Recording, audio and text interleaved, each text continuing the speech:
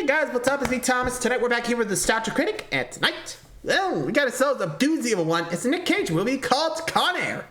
Yeah, basically, convicts, I guess, took over a airliner, from what I remember. Don't remember actually seeing it, but I thought, hey, why not check it out? So without any further ado, let's take a look back at Con Air. So be sure to like, subscribe for more. Hope you enjoy. Let's go. This episode brought to you by Raid Shadow Legends, the mobile RPG done right. Here we go.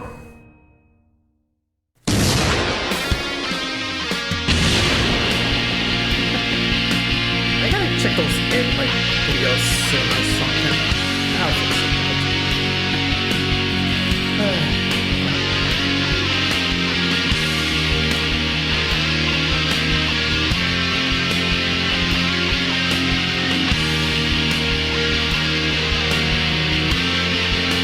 Let's go.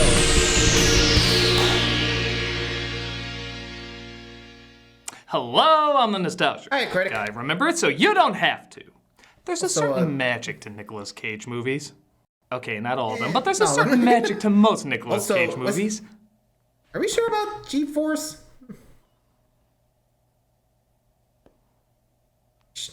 There's a certain magic to early Nicolas Cage movies.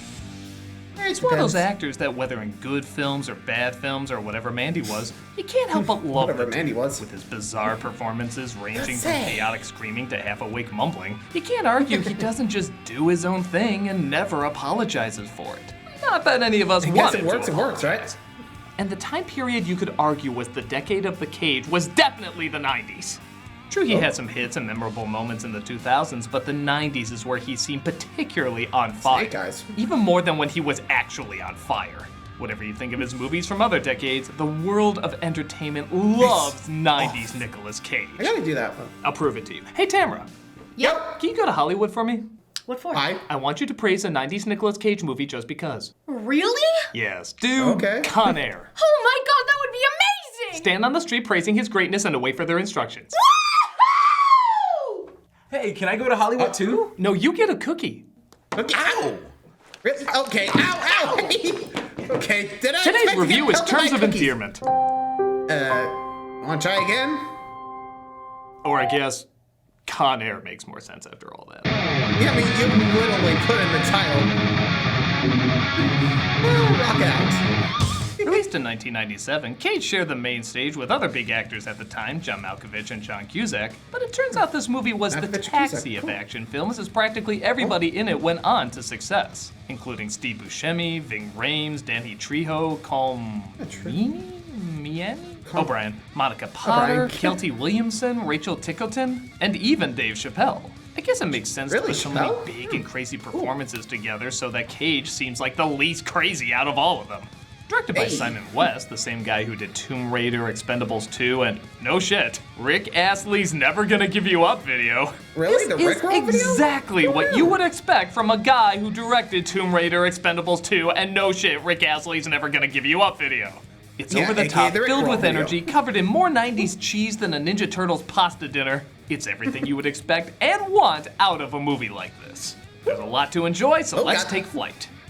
Let's fly. This is... Say, might I Reverse perchance slicer. request some cookies? It's a Bruckheimer production. How else would this start? Oh, speaking of which, this is Con Air. Yeah, fair enough. I guess when you have like a lot of people, a lot of crazies, you tend to act the most sane. So, hope you're ready to take flight with some convicts, cause time for some Con Air. Let's go. The film opens with Cage playing Army Ranger Cameron Poe returning home after being honorably discharged. Here's footage of the ceremony. Really, Ghost Meets up Rider? with his wife Trisha at work, who's excited Trish? to start their new life together. You kidding me? You gonna be Miss Alabama? Well, that makes your daddy very proud. How many times have I told you I'm not pregnant? Oh, who am I kidding? I'd be more concerned if Nicolas Cage didn't greet me like this. But trouble comes a brewing. To each your own. Hey, how about joining me and the boys for a cold one, huh, darling? Well, thank you, gentlemen, but I'm taken. This is a special occasion. If you don't mind, I'd like to spend it dancing with my wife. Yeah, you'll notice Cage has sort Alabama? of a raising Alabama accent in this. His southern why is voice is that? kind of like if Keanu Reeves from The Devil's Advocate ate Foghorn Leghorn. Tube of toothpaste, Santa, two boy. packs of Pall Malls at the canteen. He's been a terrible husband to all 3 of his wives. I got locked down 3 months before she was born. Why, I don't want to keep you from guarding the chickens. It's not especially good, but I'm not gonna tell him, are you? Nope, I'm good. In a somewhat confusing scene, they're attacked by that group of drunks and Poe kills one of them in self-defense. But since he's advised to plead guilty, he gets even more time than what his lawyer said he would get. Seriously? Sir, maybe a year. You shall remain incarcerated 7 to 10 years. I'll see The your hell, dude? paw and raise you a... What? What? I don't know. I'm sure it's the same judge who put John Spartan away. All is fair and means to an end court. Now, prison life is Rick. very structured, more than most people care for. But there's a spirit of camaraderie that exists between the men.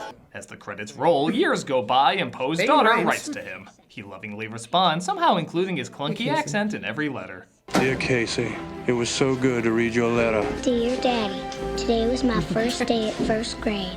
I didn't like it. Mama says I have to go back. Tell her not to make me. Dear Casey, I am in prison. Nut up, Dad. Not up. Dear Daddy, are you ever coming home? Dear Casey, Why did you write me one sentence? That was weird.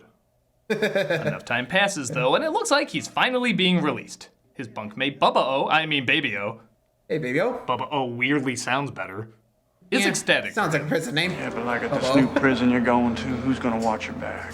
God's got my back. What, did Bubba squeeze his nads off screen? Don't know. I'm going home, son! For his sake. Yeah, I'll be real. Like, what was that? Like the whole going up.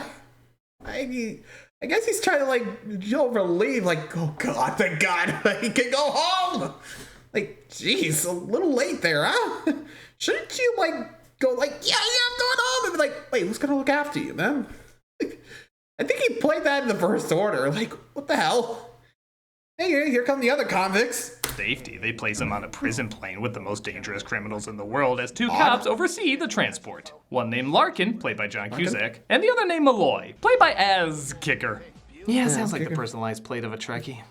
The cop is being snuck on to try and get one of the prisoners to confess some information, leading to one of the coolest scenes in a movie like this, the lineup. Yeah, you know this routine. Fast editing, slow-mo footage, and verbal backgrounds about the badasses you're about to see. That's William Bedford, a.k.a. Billy Bedlam. Caught his wife in bed with another man. Killed her parents, her brothers, her sisters, even her dog. Nathan Jones. He wrote a book in prison called Reflections in a Diamond Eye. They're talking to Denzel for the movie. These scenes are always so awesome, you could replace the characters with anybody and it'd still be intimidating. Cyrus Grissom, a.k.a. Cyrus the Virus. Kidnapping, robbery, murdering. Arthur Reed attends 3rd grade at Lakewood Elementary. Plays the piano, wears a yellow cotton sweater, nearsighted since birth. Buster Baxter, Arthur's best friend. Obsessed with aliens, owns an amateur detective business, plays the tuba. Profited off the now multi-million-dollar holiday, Baxter Day.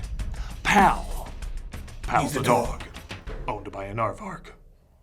You tell me. This is why you're here! Figure out how this is possible! Oh man, it smells like so much shit in your mouth. Told me you loved me. Dave Chappelle. He's in Rotten Tomato prison for not using woke jokes. Hold your tweets, we need him alive! Please. Hey Larkin, who's that guy? That is Cameron Poe, a parolee hitching a ride home. He just got picked up for a Pantene Pro-V commercial. He's getting some practice. Also, Looking at punk. Nothing, I was just admiring your cage. You hear that? It's a very Nicolas nice Cage cage. is admiring a cage. I expect 5 memes in the next 3 minutes, internet, go! all right. Welcome aboard. My, as I look around, I see a lot of celebrities among us. Christ, that's Wow, an that aged understatement. well.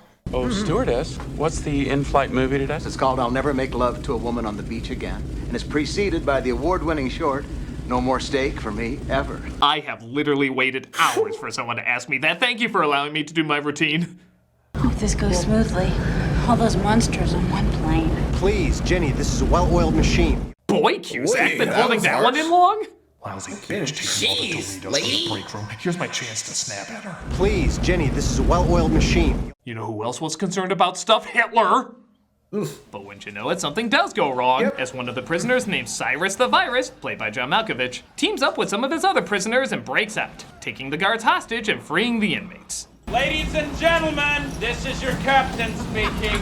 As much as I mock Malkovich's acting in other films, he really is perfect in this. His brilliantly pretentious yet childish nature makes him a perfect foil to Cage's simple yet grown-up demeanor. You lost your mind? According to my last psych evaluation. Yes. And yeah, seeing how this is a Bruckheimer production, we really should do a count of how many shots were made just to go before the title in a commercial. Welcome to Con Air. But the cop that snuck on uses his gun to try and take control of the plane. The next time you choose a human shield, you're better off not picking a 2-bit Negro crackhead. Hey, bro. I might turn that into a character. Thanks, Galbatorix. Poe tries to talk him down, saying he's gonna get everyone killed, resulting in the cop getting shot, but even worse, getting a disappointed Cage face. I warned you. That's less of a guy who just saw someone get murdered and more of a guy who thought, I just missed the breakfast baconator at Wendy's. They discover.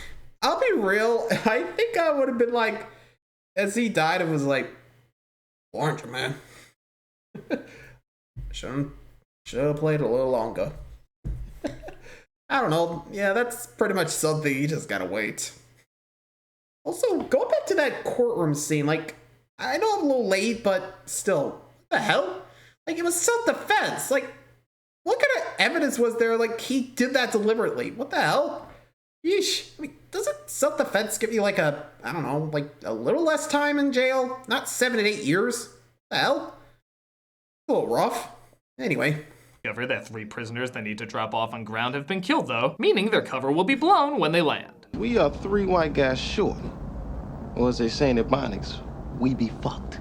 That's a lot of 90s. That's some heavy 90s.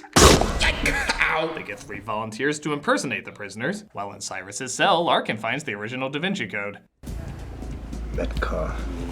Mr. Enigma. Cyrus is the Riddler. Stay here.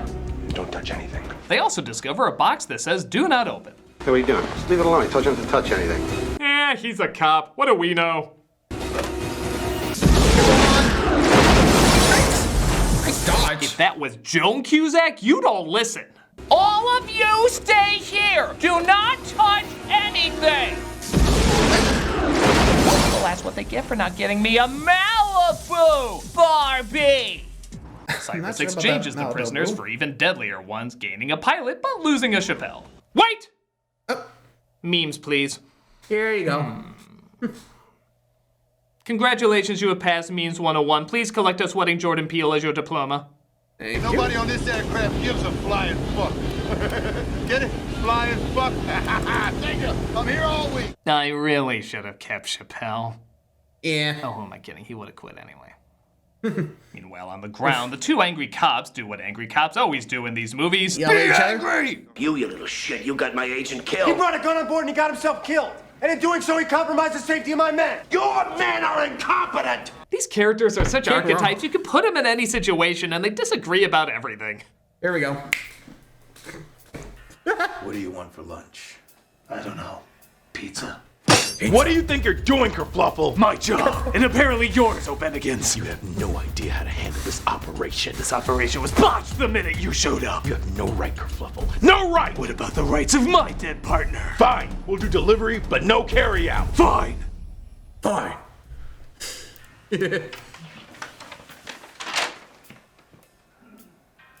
Toppings. What kind of toppings were you thinking? I don't know. Pineapple. That just ain't right, Kerfluffle. What about the rights of my dead partner? One of the new prisoners is a child serial killer named Garland Green, played by Steve Buscemi. Because let's face it, only Steve Buscemi could play this role in 1997. What do you want to do with him? I don't know, but this is no way to treat a national treasure. Thank you. It was critically on the Not radio. you. They set him free and get on the radio with the 2 cops on the ground. Listen, Grissom, you puny fucking animal! Hey! I don't like him. If he speaks again, this conversation is terminated. That was a great impression of Twitter. Yeah, it does. Where are you going with my plane, Cyrus? We're going to Disneyland. You're lying, Cyrus. You know, Touchstone is a Disney property. Hey. Maybe? We will. Yeah, I wouldn't be surprised they actually did wind up going to Disneyland. But, but yeah, I think we all know where they're going. Very cool. I mean, or at least somewhere with no extradition treaty. I mean, that's how it usually goes, but might as well see where Cyrus is going. We'll be flying over the shores of Mexico, but first we have to change aircraft. Thank you, and have a pleasant flight. Larkin puts together that Poe might be staying on the plane to save the few good people still on it. But I am authorized to bring Agent Sims killers to justice. When exactly did this become a DEA jurisdiction? The second the DEA agent was murdered. We're going with black olives. Oh, why does it have to be black olives instead of white olives? There's no such thing. Wrong. They are found in Portugal, east across the Mediterranean. But not on pizza. You're not on pizza. You're right. What about the rights of my dead partner? Did you even have a partner? No, 'cause he's dead. Okay. We all know how this ends. Whoever's better looking and has a more likable personality is going to live. The other gets blown up. Huh. Well, I think we all know how this is going to turn out. 3, 2, 1. Oh, say goodbye to my wife and kid. Thank you. Wait, do you even have a wife and kid? No. 'Cause they're dead! I can imagine that happening in that. But, anywho, just gonna go ahead and just move along to the next part. But still, yeah. Guess the plane got shut up on the way out, so might as well see what happens. So, without any further ado, back to it. I don't know when the plane comes in.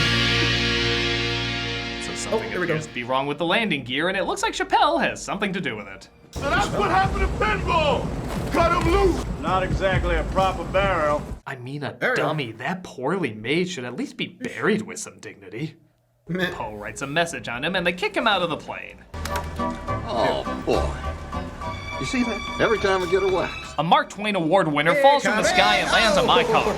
Last week, Neil Simon fell on my Cadillac. Ouch. Larkin gets Poe's wife and daughter in his office to see if they can figure out why he would choose to stay on the plane. It's not uncommon that some parolees actually fear their release date. Fear of coming home, fear of living in society. My daddy's afraid of coming home, whatever. Crayons! Got this little girl to come home to. To be a pretty strong reason to keep me on that plane. Mommy, I like hearing we may never know why daddy abandoned us. Crayons! Speaking of which, one of the inmates finds that Poe lied as he was going to be let go when the plane landed. Put the bunny back in the box. Hey. Put the bunny back in the box. I think it's safe to say that line was only written because they knew Nicolas Cage was going to say it.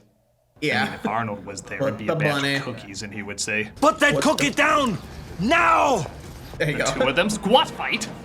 That's the thing now. And Poe impales him on a pipe. Why couldn't you put the bunny back in the box? Again, if it was Arnold. Who told you you can eat my cookies? Again, where is that from? Smells his hands. As we finally get some dialogue from the much built-up child killer. What if I told you Insane was working 50 hours a week in some office for 50 years, at the end of which they tell you to piss off? I'd say sorry you worked corporate at Toys R Us. Hey. I bet a lot of you turned out this way. One girl, I drove through 3 states wearing her head as a hat. You just snuck aboard this movie, didn't you? Like, Sounds you were right. shooting a remake of M next door, and suddenly you're like, I want to invade a Dumb Bruckheimer film. And nobody was brave enough to turn you away. Well, all I can say is, well done. And I'm scared. Nicolas Cage looked like the normal guy. The plane lands on an airfield in the middle of nowhere to grab another plane to complete their escape.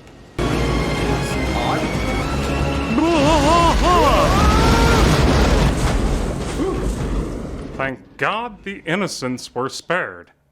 Larkin arrives in secret at the location while Cyrus gets ready to kill the guards. But Poe again intervenes. Well, it's not difficult to surmise how Nathan here feels about killing guards, and my own proclivities are well-known and often lamented facts of penal lore. That is the most John Malkovich thing I have ever heard John Malkovich say. There is no way the writer of this film came up with that line. It must have been written by the foppish one himself. How dare you, Critic? How dare you think I would impose my creative intellectual endowment on somebody else's creative endeavors? Oh, really, Malkovich? You're telling me that was always the line from the movie? Yes. True, I may have improvised a little bit off script, but it's still the general ballpark. What was the original line? Well, naturally, I keep the scripts of all my masterpieces on my phone. Here we are. So in the movie, when I say Surmise how Nathan here feels about killing guards, and my own proclivities are well-known and often lamented facts of penal lore. In the original script, it was all right. Again, that's it. Same general ballpark. Well, you're certainly dedicated coming into this review wearing a prison costume. Oh, this isn't a costume. Oh. What'd you get in for? Then I was asked to do Bird Box 2. and I take it you said yes? No. But I thought about it. That was enough. Fair enough. Poe's right. So get back there and dig the plane out. But not everybody is looking so lucky. Hi, what's your name? Wanna play? What hat size are you? Larkin runs into Poe and they both explain their situation. There's only two men I trust. One of them's me, the other's not you. You're not such a bad guy, just always in the wrong place at the wrong time. That's what my agent's been telling me recently. Pretty much. What are you gonna do for me? What do you think I'm gonna do? I'm gonna save the fucking day. I am so hard. It looks like some of the inmates were trying to steal the plane that everybody was going to use, but the rest of the inmates stopped them, crashing into a gas station. Anara. Must run with the most intense indifference only the caveman can give.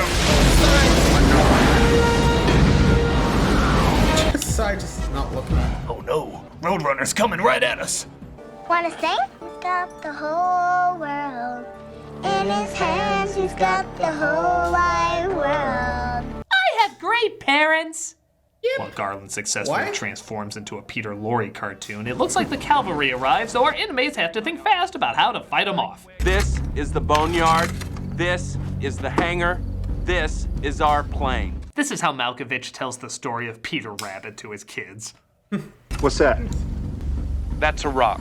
Well, that's a different Cage Bruckheimer production.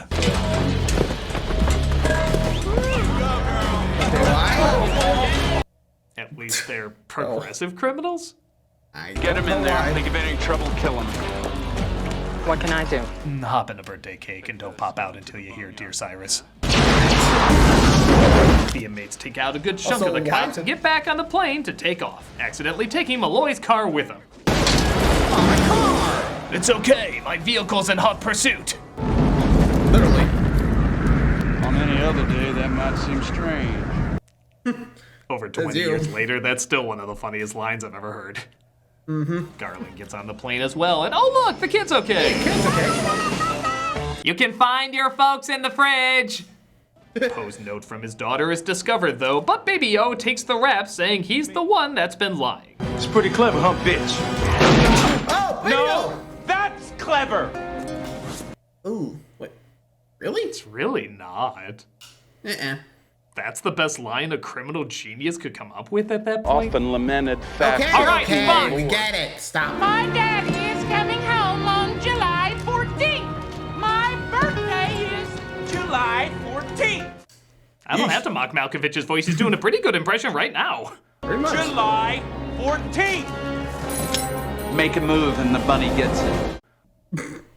Was there a rush to finish writing your lines in the last third of this movie? To my own proclivities are... You know what? I'll take it. I'll take it. Yeah, something tells me he got punished for that little, stuff with proclivities. It'd be like, no, Malkovich, you better follow the script. Otherwise you're fired and we'll replace you. Got that? Or something like that. I don't know. It's the hell. Still. Anyway. Got a copter chasing them now. Chased by more cops as Baby O seems to be on his way out. There ain't no God. He don't exist. Hey, where you going? I'm gonna show you God does exist. I'm gonna star in Left Behind. That'll prove to you God exists and prove to me that he doesn't. I'm so angry I'm not even gonna flinch when you shoot me. I will, however, let out a passionate owie! The plane makes it to the Vegas Strip, which officially makes this part of the Cave Vegas Holy Trinity, as of course they have no choice but to land on the Strip. Well, viva Las Vegas. Viva Las Vegas, baby. Got the whole world in his hands. Is it in Buscemi's contract that when doing a Bruckheimer film, he has to be strapped to a chair acting crazy?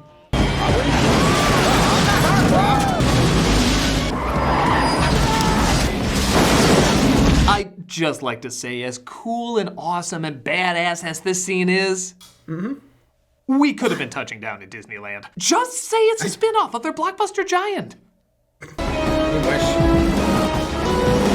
Not the sands, it had hours of life ahead of it.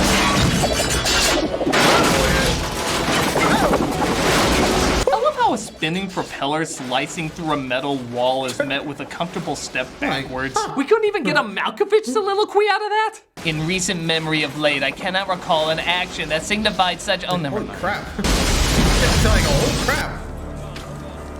Ow. Fun fact, that guitar is heard literally when Cage gets up every morning.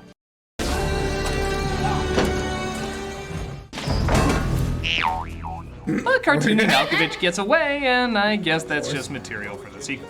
Hey, Paul. Next time, take the bus. So that was Con Air, a goofy but still pretty enjoyable action flick. Yeah, there's still How more. are we still going? Yeah, apparently. Despite this perfectly good spot to end and even a decent runtime of an hour 40 minutes, the film decides to go an extra 8 minutes with a completely pointless fire truck chase. Thank God police always leave keys on their bikes. Away! Let's go! Woohoo! All right, so here's the thing. I have no problem having an extra end battle. Hell, James Cameron practically made a living perfecting that. But it has to either outdo or at the very least match the previous action sequence you just had. And in all honesty, this climax kind of sucks. Not the idea of a fire truck chase, though granted it's not as cool as a fucking plane landing. But look at how it's edited. Look how sloppy it's paced and how hard it is to make out. It's almost like it realizes this is a waste of time and tries to get it over with as quickly as possible. Hell, look at this edit after Cyrus flies off the truck. Is that at all how he fell or where he landed? I swear, I'm not re-editing that. This is literally the two shots back to back, and they make no sense. And for a criminal mastermind, he couldn't put together that the best way to avoid this incredibly slow moving squasher was to move his head. I know he's tired, but a lean forward was too much for his brain to process. It's not difficult to surmise how. Shut it. This is the only part of the movie I consider lame. And it only gets lamer every time I see it.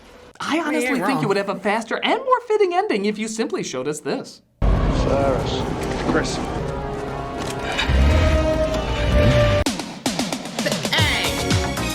I'd be satisfied. In a weird way, I'd be satisfied. I'm good. Poe saves the bunny from the sewer and thanks Larkin for his help. There's now 3 men I trust. Am I one of them? No, it's the bunny. The second is that chimp I watched in Ghost Rider. Tell me you're surprised. Hello, Cameron. He finds his wife and kid and finally gets her the toy. I got a present for you, Casey. Sorry about all I that. like bears. No, honey, it's okay. I got a picture of you. And it's still a better bunny than what you got. This was fun to search. So everybody seems to get a happy ending. Even psychopaths bound to kill countless amounts of children. New shooter coming out, new shooter. Does the new shooter feel lucky? Yes, yes he does.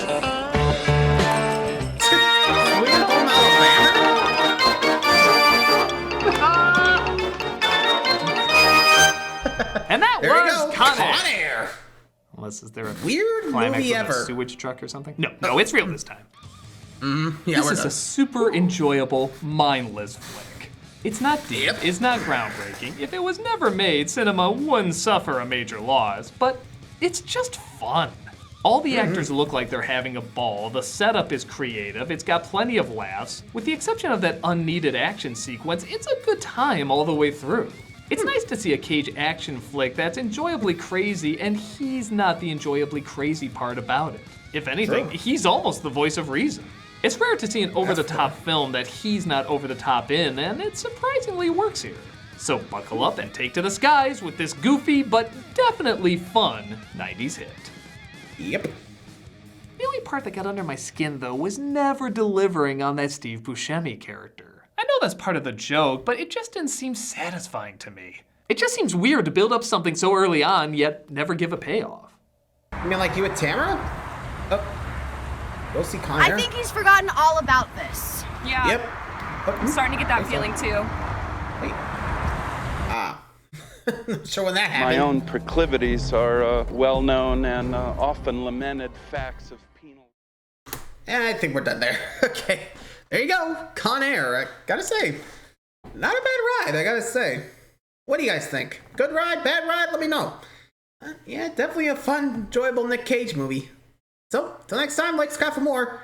See you guys.